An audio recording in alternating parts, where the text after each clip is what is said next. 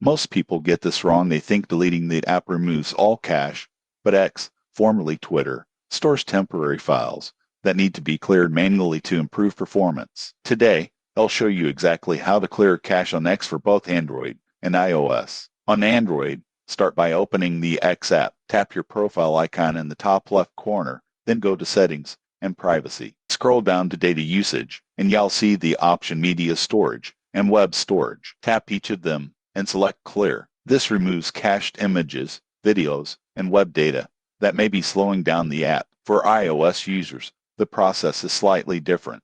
Open X, go to your profile, then Settings and Privacy. Tap Data Usage, then Storage, and choose Clear Media Storage or Clear Web Storage. This frees up space without deleting your account or login information. A bonus tip: restarting your device after clearing cache can improve performance even more. You'll notice faster loading times, fewer app crashes, and smoother scrolling. In conclusion, clearing cache on X is simple, but often overlooked. Doing this regularly helps the app run faster, prevents glitches, and keeps your feed loading efficiently. Subscribe for more quick tech tutorials and tips to keep your apps running like new.